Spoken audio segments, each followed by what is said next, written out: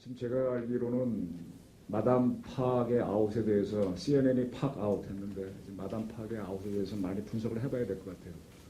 제 분석은 그렇습니다. 저는 외교적으로 마담 팍이 뭘 실수를 했느냐.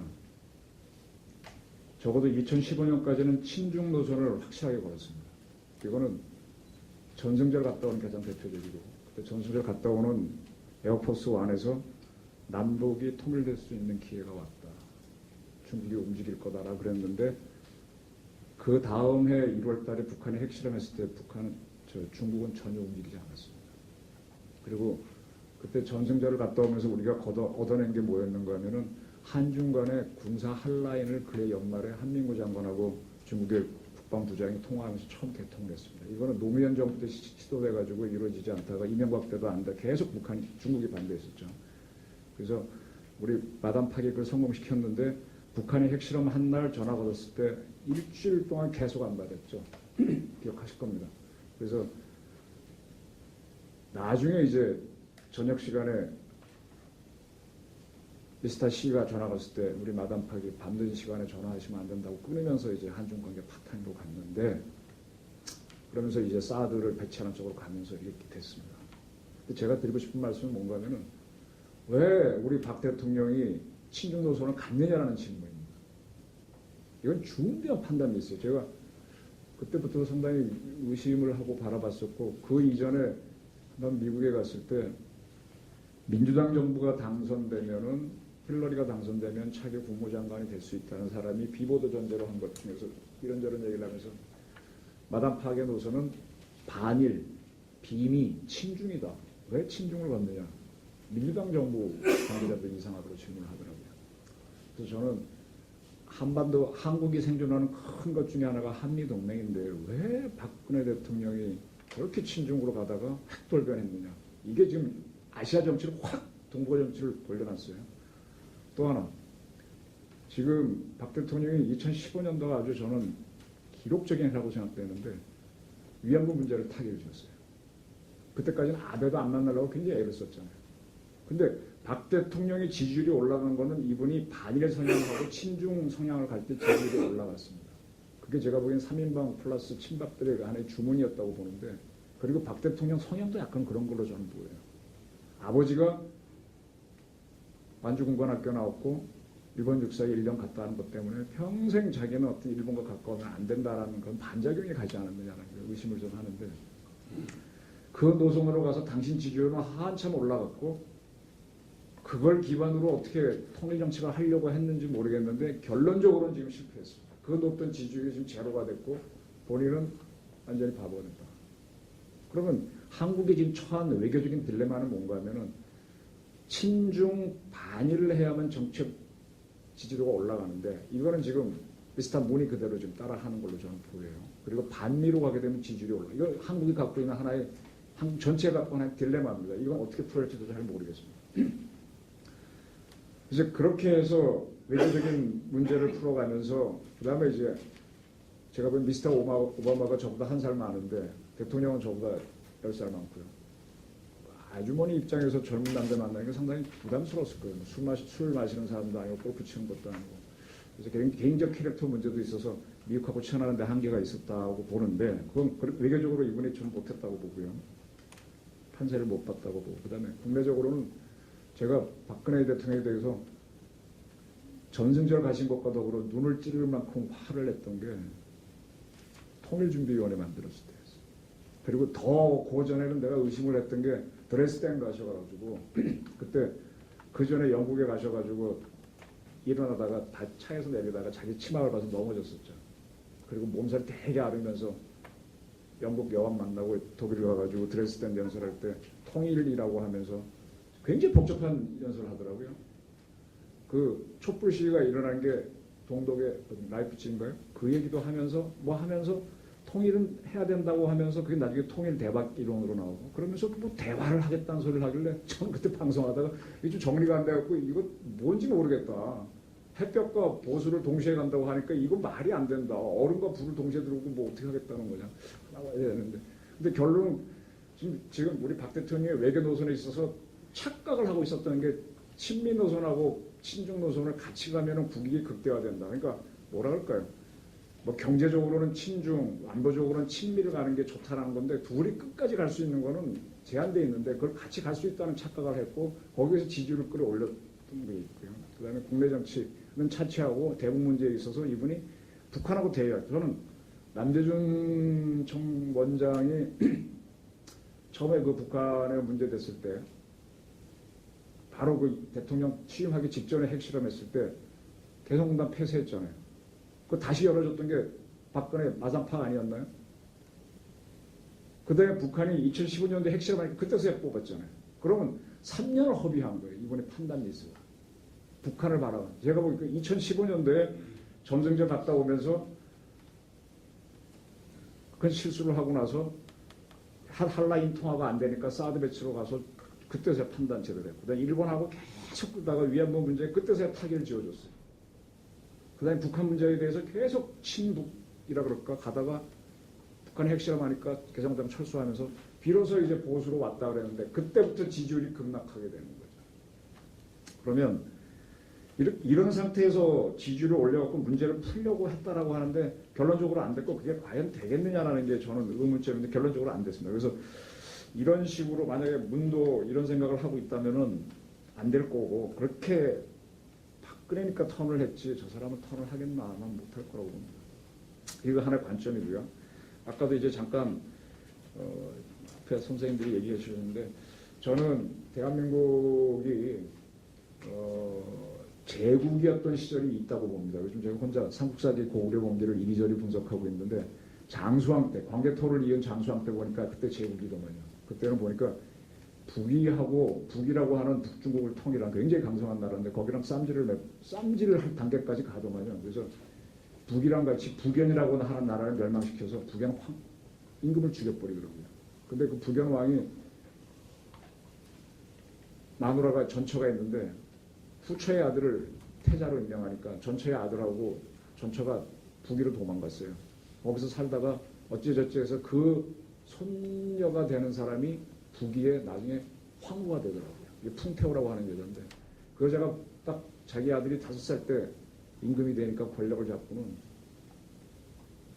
장수왕 보고 내 아들이 열몇 살이지만 장가를 마누라가 6명이 필요한데 육궁이 필요한데 네 딸 내놓으라고 협박을 합니다.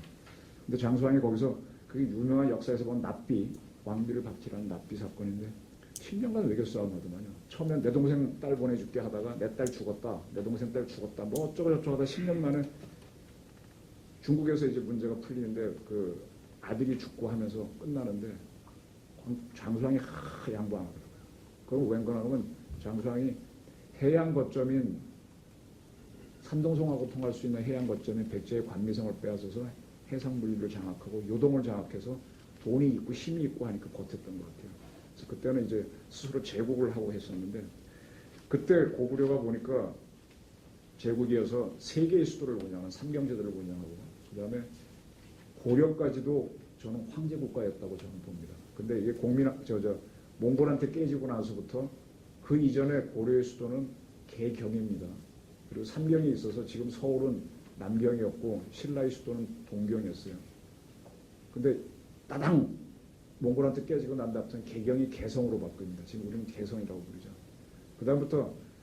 그다음부터가 문제인데 조선 같은 경우는 조선은 수도가 처음부터 한성이었습니다. 한양, 한성. 한양은 뭐 강의 북쪽에 있는 그럼 왜 한경이라고 못했냐. 알아서 기고 들어간 거죠. 그리고 그 유전자가 한 600년 된 유전자가 그대로 지금 우리 살아남아 있어서 우리는 지금 스스로 제국을 못하는데 특히 청나라한테 깨지고 나서부터는 완전히 외교국까지도 속국. 그래서 시모노세키 조약에서 일본이 조선은 독립국이라는 걸 처음 요구하지 않습니까? 제가 이 말씀을 왜 진부하게 드리는가 하면은 적어도 시모노세키 청일전쟁 이전까지는 우리는 일방적으로 적어도 고려 때까지는 우리도 제국을 유지하고 약간 밀리는 상태에 좀 버텼는데 몽골에 당하고 나서 그 다음에 명한테 밀리고 청한테 밀리는 한 600년의 기간에는 우리는 유니폴라 시스템, 단극체제에 들어가는 나라였고 특히 임난 이후, 병자론 이후는 그게 급속도로 심해졌다는 겁니다. 그래서 한 300년 내려오다가 청일전쟁 터지고 그 다음에 6.25전쟁까지 가면서 해양 세력이 들어오면서 아까 그 영국의 그 기자가 쓴 것처럼 여기는 두 개가 대립하는 프락시스 워, 대리전 전쟁터가 됐다는 거죠. 옛날에 일방적인, 지금 바이폴라 시스템에 들어간 거예요. 그래서 지금 남북이 분단돼서 6.25 전쟁도 치르고 했는데 그 틀을 보지 못하고 대통령들이 나오시게 되면 박근혜 실수를 하는 거고, 과거에 디스맨 소리 들었던 DJ 실수를 하는 거고, 이번에도 그런 실수를 할 수가 있다는 겁니다. 그런데 이런 프락시스와 대리전 상태로 가다 보니까 벌어지는 상황이 뭔가 하면은 북한이 현재 5번 핵실험을 했는데, 아까 리수용 만나고 식량 준 거나 또 이번에도 뭐 한 거나, 중국은 북한이 무슨 개짓을 해도 유엔 안보리에서는 제재에 찬성하면서도 무너뜨리는 쪽으로 안 갑니다. 또 우리 역시 DJ나 노가 들어서고 다음에 문이 들어서도 미국은 이 대한민국이 북한이 먹히도록 허용하지 않을 거라는 얘기예요. 그럼 끝없이 여기는 분쟁터가 된다. 이거를 이제 우리가 주체적으로 통일해보겠다고 햇볕 정책으로 했던 사람이 DJ라는 사람이라고 보이는데 안 되잖아요.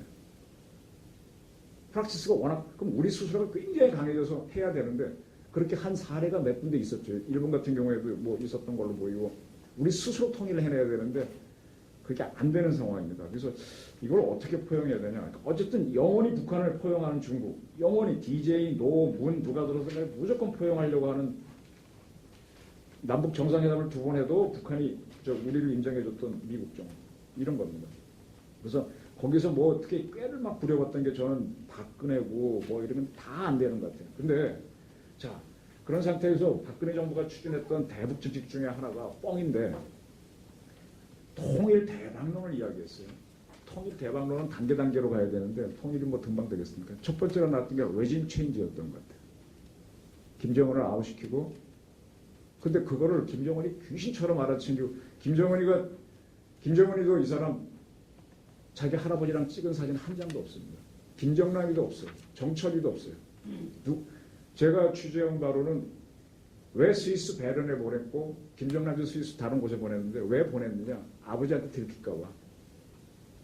자기 딸 설송이하고 춘선인가는 아버지한테 보여줬는데, 이 아들은 그래서 엄마까지 붙여서 보냈고, 고영이는 지가 안 남자 그래서 그 동생 고영숙이 붙여서 내보냈던 거고, 성혜림이 성혜림에 나왔던 거고, 아버지한테 안 보여줬고 아버지 죽었을 때도 안 보여줬단 말이에요. 그런데 자기가 아까 2008년도에 중풍 맞고 나서 보니까 그중에 누굴 고를까 하다가 정은이를 골랐단 말입니다. 그럼 정은이가 생각하기에는 정철이나 3년 중에 누구든지 간에 초이스 될 수 있는데 자기가 초이스 된 거거든. 운이 좋았단 말이에요. 근데 그 후계자를 이어주는 역할을 해달라고 했던 게 장선택이었으니까, 우리가 그때 2008년부터 김일성, 김정일 죽고 계속 기다렸던 게, 아, 장선택이 권력을 잡겠구나, 섭정을 하겠구나 라고 했는데 불과 2년 만에 장선택을 날렸단 말입니다. 그러니까 이걸 판단 미스를 계속한 거죠. 우리 국정원도 판단, MB도 기다렸고 무너질 줄 알았죠. 근데 이 친구가 장선택을 딱 죽였을 때, 아, 이 새끼 이거 보통 놈 아니구나 했어야 되는데, 그리고 이번에 우리가 또 당한 겁니다. 김정남을 영원히 제거해버렸기 때문에 정찰이는 안 될 거고, 그러면 저 친구를 스스로 죽이지 않으면은 레짐 체인지는 안 되는데, 그걸 기대하고 가다가 될 수 있다고 박근혜가 드라이브 걸다가 대한민국이 먼저 레임지 체인지를 당했습니다. 우리는 우리가 레임지 체인지 할 수 있다고 생각했는데 북한은 북한대로 레임지 체인지 하는 겁니다. 어떻게 하느냐? DJ나 노무현 정부가 생기는 게 첫 단계 레임지 체인지. 그 다음엔 뭐 좀 더 좌파적인 정권이 들어서고, 그 다음에 어떻게 월남시고 가는, 그게 걔네 레임지 단계 가는 거죠. 우리도 한 번에 가는 게 아니잖아요. 장선택이 하고 그 다음에 뭐 가다가 통일돼, 이거 동독식으로 꿈꿨던 거 아니에요. 근데 레짐 체인지가 우리가 먼저 당했다. 이게 무슨 얘기가 하면, 대한 정보를 하거나 안보하는 사람은 think the unthinkable, 상상할 수도 없는 상상을 해가지고 대비를 해야 되는데 think the unthinkable이 우리가 부족했다. imagine the unimaginable을 못했다. 정보전에서 깨진 거고 정치전에서 깨진 거고 완패죠 지금은. 국력 우리가 월등한데도. 그래서 역사를 공부하다 보니까는 옛날에 전진이라는 나라가 굉장히 강력했는데 동진이라고 하는 비슷비슷한 나라인데서 100만 대군끼리 붙어서 비수대전에서 깨져갖고 나가는 정통 대한민국이 국력이 좋으면서도 그런 상황이 처음 같아요. 저는 이걸 굉장히 위기라고 보는데, 레짐 체인지가 우리가 먼저 당했던 인정해야 될 거예요. 그래야만 뭐 답이 나올 것 같아요. 그런데 저는 제 관점입니다. 박근혜 대통령이 실질적으로 아웃된 거는 작년 7월에인가요? 연도도 헷갈린데 최순실 사건 터져나면서부터 사실상 식물인간이었어요.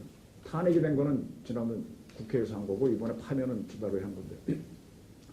근데 아까 남북이 저는 프락시스가 대리전 상태라고 그랬는데 박근혜 대통령이 오히려 아웃되니까 보수가 해야 되는 정책이 더 잘 갔다고 봅니다.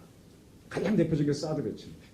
박근혜 대통령이 지금 살아있었으면 사드 배치해가지고 여기서 뭐 거의 내전 상태였을 거예요. 그리고 중국도 파락파락 뛰어들었을 거고. 근데 저는 박근혜가 아웃되니까 진짜 실체가 나온 거죠. 뭐 미국이 나온 거죠. 그러니까 지금 뭐라고 대항을 못하는 거예요. 지금 저는 트럼프의 이 촉이 무섭다고 생각되는데 왜 저 친구가 그날 밤 물론 공개는 했지만 C-17에 실어갖고 참 발사대 2대만 휘어서 다 전량도 안에 집어넣느냐. 와 귀신 같은 전략이잖아요. 지금 보니까 물론 그때 박근혜 탄핵될 가능성은 있다고 봤는데 개인적으로 저도 탄핵은 그렇게 봤습니다. 이번에 이정미 재판관하고 저하고 뭐 나이 동갑이던데 이정미 소장하고 저하고 채점한 거는 똑같았어요. 하나가 차이 있었어요. 제가 못 본 게 뭔가 하면 KD 코퍼레이션이 최순실의 부탁으로 현대장치에 납품한 게 불법이다. 나는 그 불법 유법부 문제도 안 된다고 봤거든요. 왜냐하면 현대장치가 부정을 했고 아직 다퉈오지도 않았는데 이 사람이 문제다 그랬고 또 하나 내가 못 본 거는 헌법 수수할 의지가 없었고 법률 수수할 의지가 없었다. 그건 생각도 안 한 건데 나머지는 뭐 세월호 문제는 다 생각 다 똑같았어요. 그래서 나는 그 두 개 문제 중요한 게 아니고 그게 내후와 외란의 문제가 아니기 때문에 같은 채점을 해놓고 나는 탄핵이 안 된다라고 봤는데 이정미 선생은 탄핵이다라고 판단했어요. 그리고 지금 보도를 보게 되면 의견 다른 사람이 있어 설득을 했다고 그러잖아요. 두 명이 나오고 있죠. 그럼 6대2였다는 얘기예요. 설득을 해서 8대0을 만들었다. 나는 그게 과연 헌법 대한민국 이 정도 체제까지 올라왔는데 뭐가 두려워서 뭐가 문제가 자기네끼리 집단을 살기 위해서 8대0을 만드는 설득을 했냐. 그건 질문인데 어쨌든 그 대통령이 지금 아웃되고 나서부터는 지금 그렇게 복잡한 문제들이 풀리고 있다. 그럼 프락시스 워가 아니라 진짜 이제 워 상태로 지금 가는 건데 근데 아직은 지금 김정은 정권은 안 날아갔습니다. 안 날아갔는데 지금 상태에서 북한이 이 차기 핵실험을 30킬로톤짜리를 한다. 이렇게 되면은 어릴 때 제가 뭐 우리 한참 그때 김일이 레슬링 굉장히 많이 해서 박치기는 내 머리가 아프니까 못하고 그때 우리 어릴 때 다리 꽈서 하면 넉사자 붙이기 하면 꼼짝 못하고 항복했거든요. 이 코브라 트위스트인가 이렇게 하는 거. 그럼 우리 항복 그랬는데 지금 북한이 딱 거는 게 지금 핵주의국 인정? 그럼 대화하겠다. 이렇게 이건 넉사자 붙이고 트위스트 코브라 트위스트 빠져나오지 못해. 거기 빠져나오면 뭐냐? 트럼프가 보여주는 거예요. 역시 예측하지 못한 방법을 think the unthinkable. 레슬링 룰이 아니라 비레슬링 룰로 상대방 눈가를 찌르든지 남자의 급소를 치니 그렇게 탁탁 해서 넘어져서 빠져나온 다음에 해야 되죠. 근데 우리는 계속 think the unthinkable 안 하고 그 룰 안에서 답을 찾으니까 답이 없는 거죠. 북한은 이미 think the unthinkable 해서 걸었는데. 그래서 저는 지금 보는 게 현재의 상황, 뭐 다음에 정부는 100% 제가 보기에는 저쪽입니다. 하나의 유일한 방법이 있다면 김종인, 김무성 뭐 이런 사람들이 해서 안희정 씨가 탈당을 선거를 안 하고 저쪽에서 안 하고 나와서 안희정, 안철수 이런 대연정을 해가지고 문대 비문 싸움으로 혹시 가지 않으면 모를까 100%라고. 여당은 누가 나와도 홍준표가 혹시 지지율이 높은 건 보는데 안 될 것 같아요. 그러면 없습니다. 황은 안 나올 거고. 그럼 이런 상태가 돼서 가게 되면 다시 우리가 과거 10년에 했던 실수를 또 반복하지 않은 거냐. 거기다 박근혜까지 못하고 MB까지 못하고 20년의 실수인데 계속 기다리고 허비하고 think the unthinkable 안 하고 낙관하다가 망한 건데 차라리 이럴 바에는 지금 fall eagle 훈련하고 key reserve 연습을 하기 위해서 와 있는 지금이 적기다라는 겁니다.